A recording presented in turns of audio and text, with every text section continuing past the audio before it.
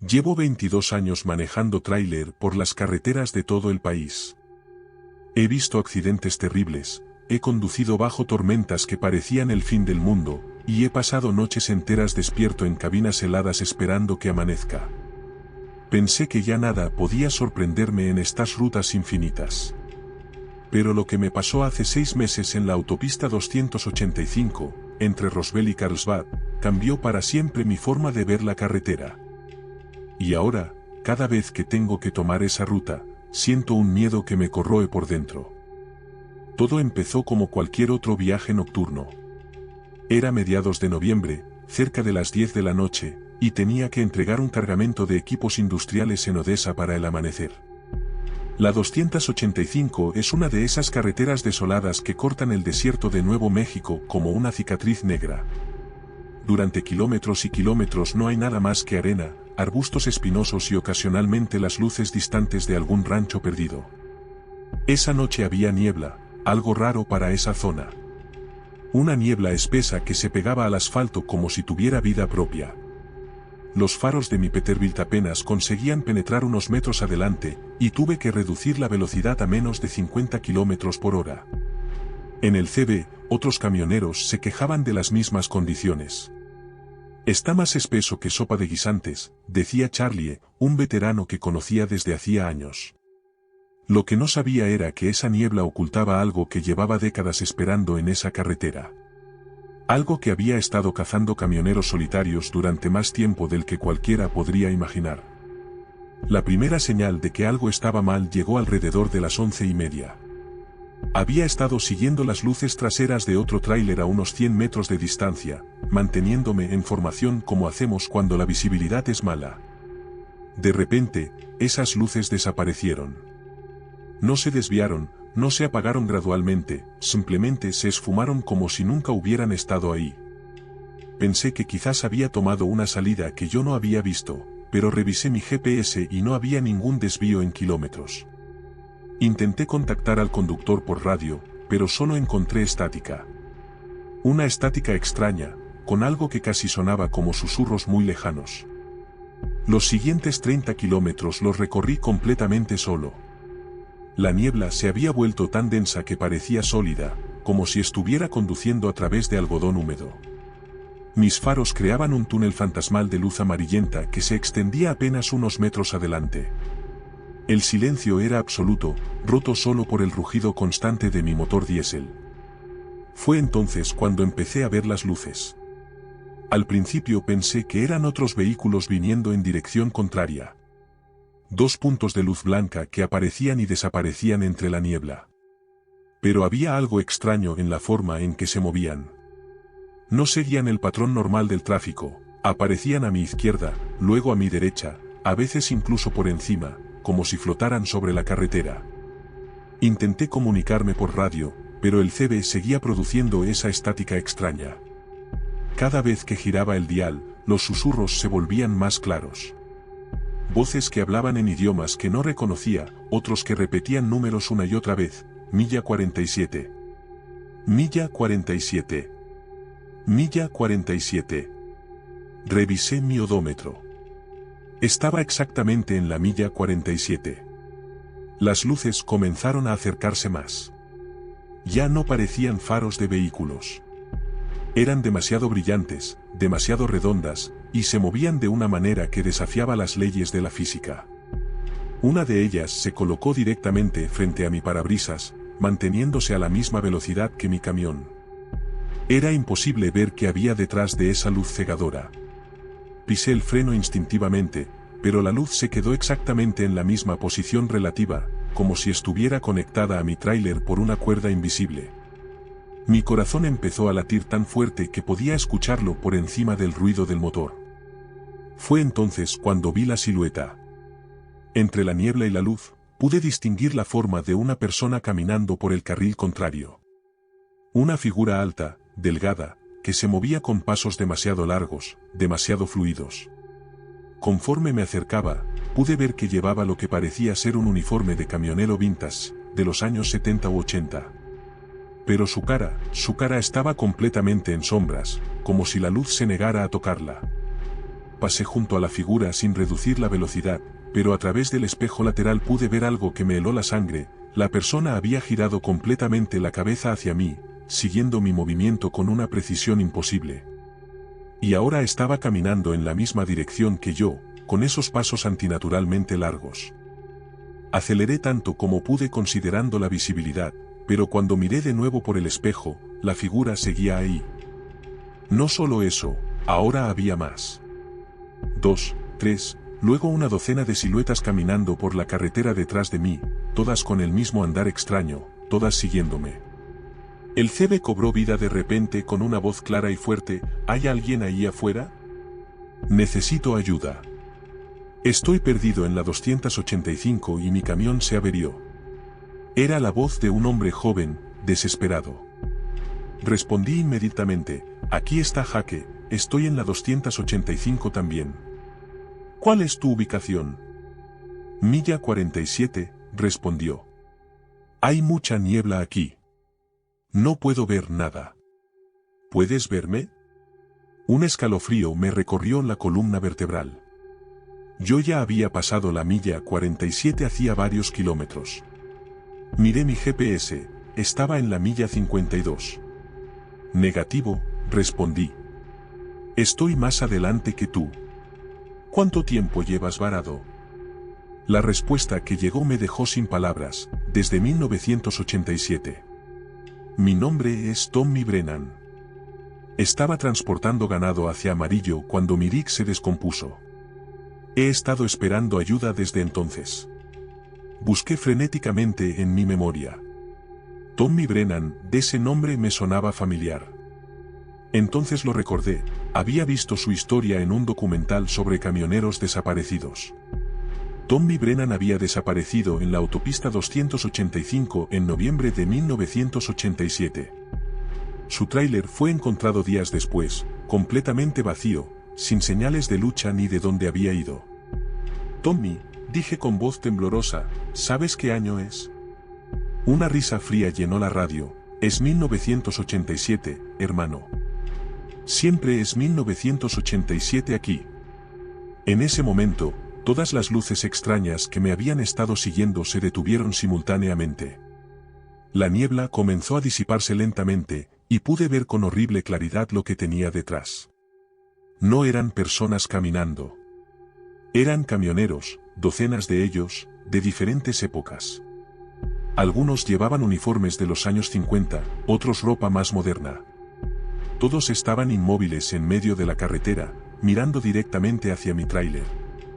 Y todos tenían la misma expresión vacía, los mismos ojos que reflejaban una luz que no tenía fuente. El CB volvió a crujir: Jake, nos han estado esperando mucho tiempo. Es hora de que te unas a nosotros. Fue entonces cuando me di cuenta de algo aterrador: mi velocímetro marcaba 0, pero yo seguía sintiendo el movimiento del camión. Miré por las ventanas laterales y vi que la carretera se estaba moviendo debajo de mí, como si fuera una cinta transportadora gigante que me llevaba de vuelta hacia donde había empezado. La milla 47. Siempre regresaba a la milla 47. Durante las siguientes horas, o tal vez fueron días, es imposible saberlo, estuve atrapado en esa sección de carretera. Cada vez que pensaba que había logrado avanzar, me encontraba de vuelta en el mismo punto. La milla 47. Los camioneros fantasmales aparecían y desaparecían a mi alrededor, a veces caminando junto a mi tráiler, a veces simplemente parados en la niebla observándome. Tommy Brennan se convirtió en mi único compañero de conversación. Me contó su historia, cómo había tomado esa ruta una noche de noviembre, cómo la niebla había aparecido de la nada, cómo había visto las mismas luces extrañas que yo estaba viendo. Al principio luchás, me dijo. Tratás de encontrar una salida. Pero eventualmente te das cuenta de que este es tu hogar ahora. La carretera te ha elegido. Me habló de los otros: Margaret, que había desaparecido en 1962 mientras transportaba productos lácteos; Big Jim, que se había perdido en 1978 con un cargamento de maquinaria pesada; Susan, una de las pocas mujeres camioneras de los 80, que había vanished sin dejar rastro. Todos habían sido encontrados por la niebla, todos habían terminado en la milla 47. ¿Por qué nosotros?, le pregunté. ¿Qué hace especial a los camioneros? Vivimos en la carretera, respondió Tommy. Pasamos más tiempo aquí que en nuestras casas. La carretera conoce nuestros pensamientos, nuestros miedos, nuestros sueños. Y a veces decide que pertenecemos más aquí que en cualquier otro lugar. Intenté todo para escapar. Conduje en reversa, apagué el motor y esperé, incluso bajé del camión y caminé. Nada funcionaba. Siempre terminaba de vuelta en la cabina, en movimiento, en la milla 47. Pero entonces, justo cuando estaba empezando a aceptar mi destino, algo cambió. El CB crepitó con una voz diferente, más clara, más real. ¿Hay alguien ahí? Soy el oficial Rodríguez de la Patrulla de Caminos de Nuevo México. Estamos buscando a un camionero desaparecido en la área. Era mi oportunidad. Grité desesperadamente por la radio, aquí estoy. Estoy atrapado en la milla 47. La niebla, hay algo mal con la niebla. Mantenga la calma, señor. Tengo su posición en el GPS. Está en la milla 52, no en la 47. Puedo ver las luces de su tráiler. Miré mi odómetro. Efectivamente, marcaba la milla 52. La niebla comenzó a disiparse rápidamente, como si una fuerza externa la estuviera aspirando. Los camioneros fantasmales empezaron a desvanecerse, pero antes de desaparecer completamente, Tommy me envió un último mensaje. Has tenido suerte, Jaque. Pero recuerda, la carretera nunca olvida. Siempre sabe dónde encontrarte. El oficial Rodríguez me encontró exactamente donde había dicho, en la milla 52. Según él, había estado detenido en el arcén durante 3 horas, con las luces intermitentes encendidas. No había señales de niebla en toda la zona. Cuando le conté lo que había pasado, me miró con esa expresión que conozco bien, la mezcla de preocupación y escepticismo que la gente tiene cuando escucha historias de camioneros. Ha sido una noche larga, me dijo. El cansancio puede jugarte malas pasadas en estas carreteras solitarias. Quise creerle. Quise pensar que todo había sido una alucinación causada por el agotamiento y la niebla. Pero cuando revisé mi CB más tarde, encontré frecuencias que no estaban ahí antes. Frecuencias que, cuando las sintonizo en las noches solitarias, aún transmiten esas voces fantasmales. Tommy Brennan todavía me habla a veces. Me cuenta sobre los nuevos camioneros que se han unido a ellos, Derek, que desapareció el año pasado transportando equipo médico, María, que se perdió hace 6 meses con un cargamento de productos electrónicos. La lista sigue creciendo. La carretera tiene hambre, me dice Tommy. Siempre tiene hambre. He investigado por mi cuenta. Los registros de camioneros desaparecidos en la autopista 285 se remontan a los años 40. Siempre en la misma área, siempre en noches de niebla, siempre en la milla 47. Las autoridades lo atribuyen a accidentes, robos, o simplemente a gente que decide desaparecer y empezar una nueva vida. Pero yo sé la verdad. Ahora, cuando tengo que tomar la 285, lo hago solo durante el día. Evito esa ruta en las noches de niebla. Pero a veces, cuando estoy conduciendo por otras carreteras en otras partes del país, siento esa presencia familiar. Una niebla que aparece de la nada, luces que no deberían estar ahí, voces en el CB que susurran mi nombre. La carretera me recuerda. La carretera sabe que escapé. Y Tommy tenía razón, tarde o temprano, volverá a encontrarme. Porque una vez que la carretera te marca, nunca realmente te liberas de ella. Solo estás tomando el camino más largo de regreso a casa. El mes pasado, recibí un nuevo trabajo. Un cargamento urgente que debe ser entregado en Odessa. La ruta más rápida es la autopista 285. Mi despachador dice que es una emergencia, que pagan el triple de la tarifa normal. Pero hay algo en su voz que no me gusta. Algo demasiado ansioso, demasiado insistente. Y cuando pregunto sobre la fecha de entrega, me dice que debe ser exactamente a la medianoche. En la milla 47. Esta noche salgo para allá. Y aunque cada fibra de mi ser me grita que no lo haga, sé que no tengo elección. La carretera está llamando, y cuando la carretera llama, los camioneros tenemos que responder. Solo espero que esta vez pueda contar la historia.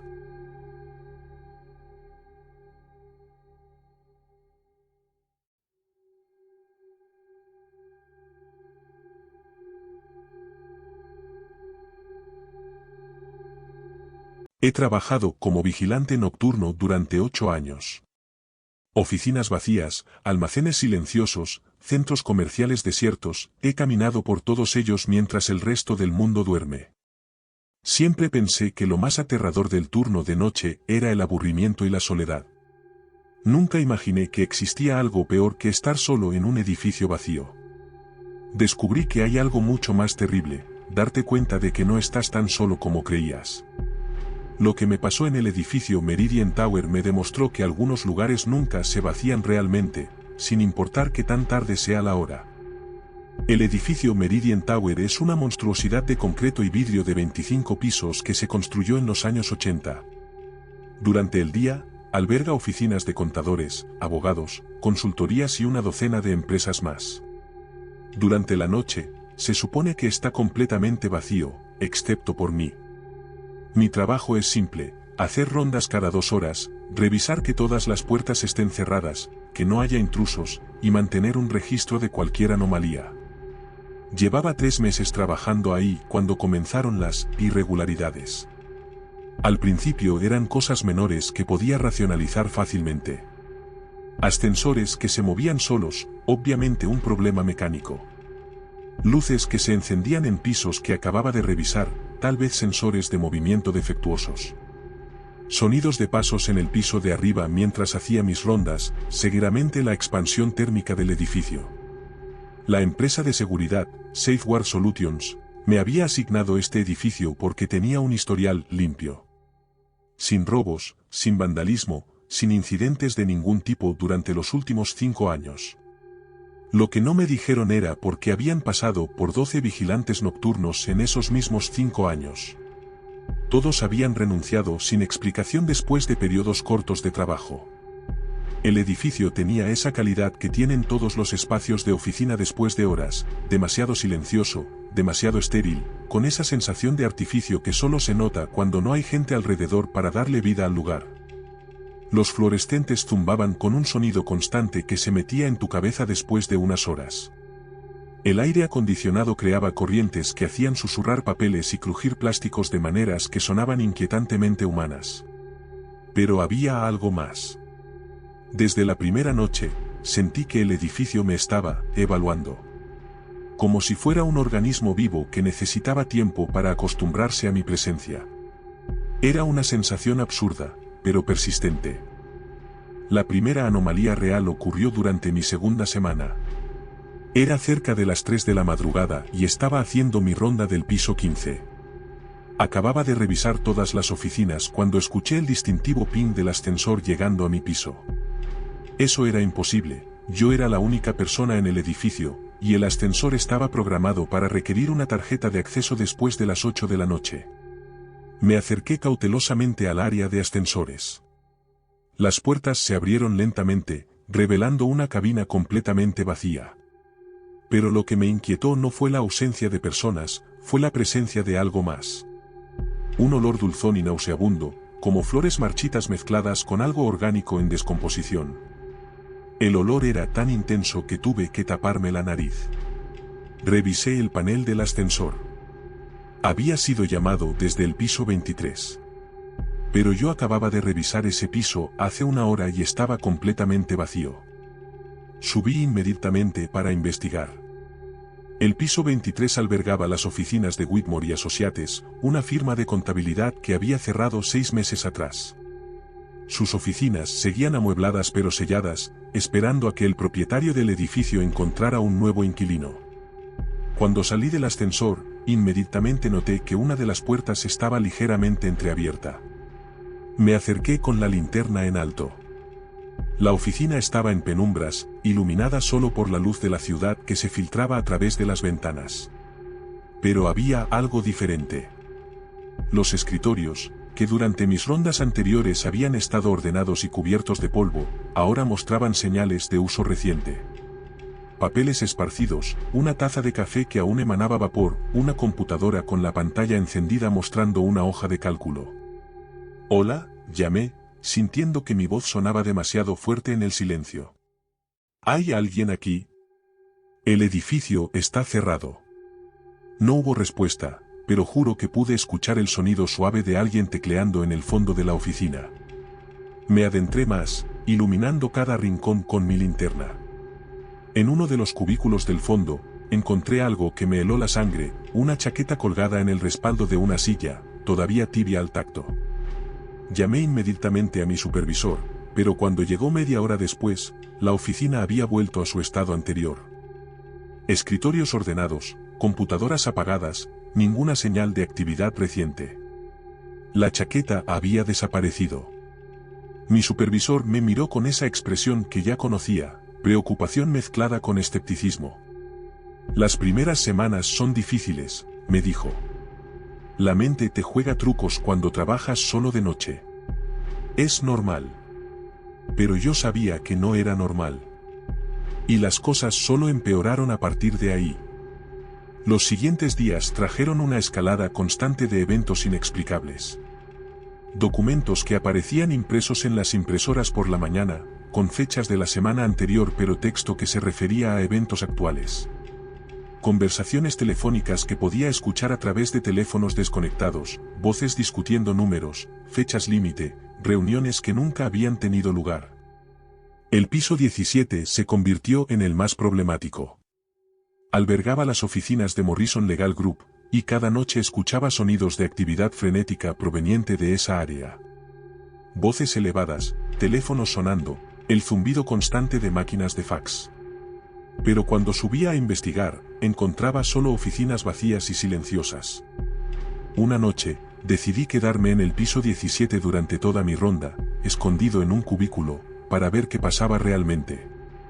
A las 2:17 de la madrugada exactamente, las luces se encendieron simultáneamente en toda la planta. Las computadoras se activaron con sus característicos pitidos de inicio. Teléfonos comenzaron a sonar en una secuencia casi musical. Y entonces los vi. Eran personas, o al menos parecían serlo a primera vista. Hombres y mujeres en trajes de negocios, caminando entre los cubículos con la urgencia de quienes tienen deadlines que cumplir. Algunos llevaban tazas de café, otros cargaban carpetas gruesas. Todos se movían con propósito, completamente absortos en sus tareas. Pero había algo terriblemente mal en la escena. Todos sus movimientos eran ligeramente desacompasados, como si fueran actores que hubieran ensayado sus papeles pero nunca hubieran logrado perfeccionar el timing. Sus conversaciones se superponían de manera extraña, creando un murmullo constante que no sonaba del todo humano. Y sus caras, cuando lograba verlas claramente, eran borrosas, como fotografías desenfocadas. Los rasgos cambiaban constantemente, como si no pudieran decidir qué apariencia mantener. Me quedé paralizado en mi escondite, observando esta pesadilla corporativa desarrollarse a mi alrededor. Una mujer pasó tan cerca de mi cubículo que pude oler su perfume, el mismo olor dulzón y nauseabundo que había percibido en el ascensor. Cuando me miró directamente, sus ojos eran pozos negros vacíos.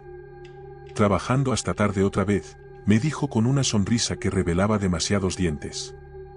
«Siempre hay más que hacer, ¿no es cierto?». Antes de que pudiera responder, sonó una alarma estridente.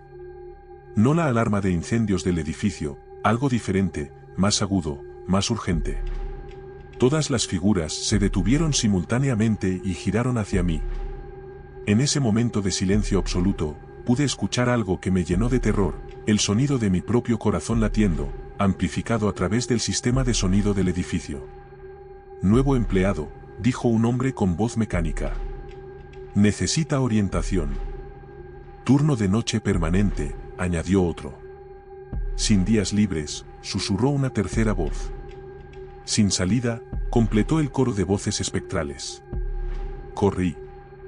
Corrí más rápido de lo que había corrido en toda mi vida, directo hacia las escaleras de emergencia. Detrás de mí, podía escuchar el sonido de sillas rodando, teléfonos repicando, y risas que sonaban como el estatismo de una radio mal sintonizada. Pero cuando llegué a la planta baja y me dirigí hacia la salida, descubrí algo que me hizo detenerme en seco: las puertas estaban selladas desde adentro. No con cerraduras normales, habían sido soldadas, como si nunca hubieran estado destinadas a abrirse. Mi radio crepitó con la voz de mi supervisor: ¿todo bien por ahí, Marcus? Tu señal GPS se perdió por unos minutos. Miré mi reloj. Marcaba las 11:47 de la noche. Pero eso era imposible, había empezado mi turno a las 11 de la noche y había estado en el edificio durante horas. Corrí hacia la ventana y miré hacia afuera. La calle estaba exactamente como la había visto al llegar: el mismo número de autos estacionados, las mismas luces encendidas en los edificios vecinos, incluso la misma mujer paseando a su perro en la acera de enfrente. Marcus, ¿estás ahí?, insistió mi supervisor. Sí, respondí con voz temblorosa. Todo está normal. Pero no era cierto. Nada era normal. Miré hacia los pisos superiores del edificio y pude ver luces encendiéndose y apagándose en patrones que parecían formar un mensaje. Un mensaje que no podía descifrar, pero que de alguna manera entendía: bienvenido al equipo permanente. Las siguientes semanas se convirtieron en una lucha constante entre la realidad y la pesadilla. Cada noche, el edificio me mostraba más de su verdadera naturaleza. Descubrí que no era solo una oficina, era una especie de trampa temporal, un lugar donde el concepto de turno de trabajo había evolucionado hasta convertirse en algo siniestro y eterno. Los empleados espectrales no eran fantasmas en el sentido tradicional. Eran personas que habían trabajado en ese edificio durante décadas, que gradualmente habían sido absorbidas por la rutina hasta el punto de que no podían concebir la existencia fuera del trabajo. Habían muerto, algunos de infartos, otros de agotamiento, algunos simplemente se habían desvanecido en sus escritorios, pero sus esencias habían quedado atrapadas en un ciclo infinito de productividad sin propósito. Es hermoso, ¿no crees?, me dijo una noche la mujer de los ojos vacíos. Se había materializado junto a mi escritorio en el lobby mientras escribía mi reporte. Sin preocupaciones sobre el dinero, sin estrés por las vacaciones o los días libres. Solo trabajo. Trabajo puro y eterno. Me explicó que el edificio había sido construido sobre un antiguo cementerio de indigentes, personas que habían muerto sin familia, sin propósito, sin identidad. El desarrollador lo sabía, pero había decidido construir de todos modos. La combinación de almas perdidas buscando propósito y la energía desesperada de décadas de trabajo corporativo había creado algo único, un lugar donde el concepto de carrera profesional se había vuelto literal y eterno.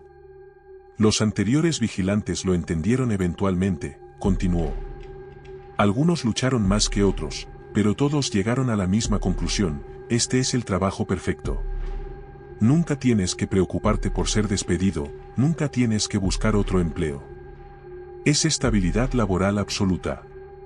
Cada noche, me resultaba más difícil recordar por qué querría irme. El mundo exterior empezó a parecer caótico y estresante comparado con la predecible rutina del edificio. Los empleados espectrales me incluían más en sus conversaciones, me mostraban proyectos en los que podía ayudar. Gradualmente, comencé a sentir que pertenecía ahí.